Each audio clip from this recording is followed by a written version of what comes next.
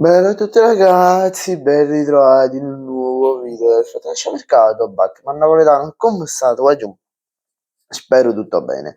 Questo video, come promesso ieri, vi porto il pronostico delle partite di Serie A. Mi è stato domandato anche a che ora uscirà questo video e uscirà alle 13:30.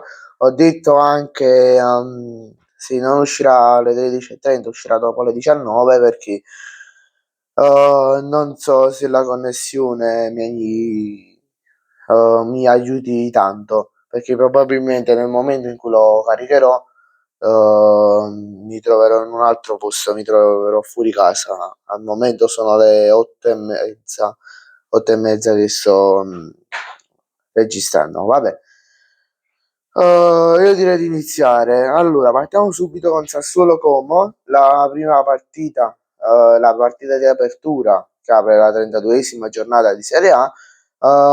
Io prevedo un 1x, quindi ho vittoria del Sassuolo, pareggio, e se vince il Sassuolo prevedo per 1-0, gol di Berardi. Invece se si pareggerà questa partita prevedo 1-0-0. Poi Inter Cagliari. Vabbè, scontata la vittoria dell'Inter 2-0 su Cialanoglu. Gol di Cialanoglu, segnerà tutte e due i gol lui. Gran dominio dell'Inter. Poi Udinese Parma, che si giocherà sabato alle 15, ma non mi vorrei sbagliare. Prevedo un pareggio 1-1. Gol di Atta per l'Udinese e Bernabé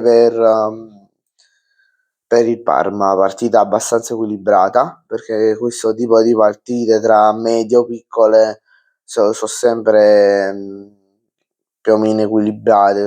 1-0-0, 1-1 non si va mai sopra l'1-1 se si pareggia. Poi se si vince vincerà non più di 1-0. Napoli-Lazio, possiamo definirlo big match? Fate voi nei commenti. Vittoria del Napoli per 1-0, gol di McTominay. Non sapevo chi mettere, chi poteva segnare. Ho pensato, in questa partita o può segnare McTominay o può segnare Olin, che tra l'altro ha segnato pure all'andata, non mi vorrei sbagliare. Vabbè, questa partita si giocherà alle 18 se non sbaglio, sì, alle 18. Infatti non so neanche se sabato riuscirò a caricare il pre-partita, scusate, perché sono a un matrimonio, già dalle 10:30 sono a un matrimonio, quindi mi conviene tipo registrarlo venerdì e pubblicarlo alle 9 di mattina, ma non lo so, poi vedo se sono riuscito oppure no. Vabbè. Roma-Atalanta, X più gol, quindi o uno 0-0 oppure il gol di entrambe le squadre, che sarà per la Roma Mallen e per l'Atalanta Raspaduri. Mamma mia, Raspaduri, quanti ricordi, solo con il nome mi fa venire nei ricordi in me. Vabbè, Cremonese Torino 2 per X2, quindi uno 0-0 oppure una vittoria secca per il Torino di 2-0. Per gol fa la doppietta Simeone, che tra l'altro è già in doppia cifra, non mi vorrei sbagliare, fatemelo sapere qui sotto nei commenti. Verona Milan X 0-0. Verona quando incontra le big fa sempre benissimo, l'abbiamo visto con il Napoli, sia all'andata che al ritorno. Poi Genoa-Pisa, gol di entrambe le squadre. Per il Genoa gol di Malinowski e per il Pisa gol di o Moreno.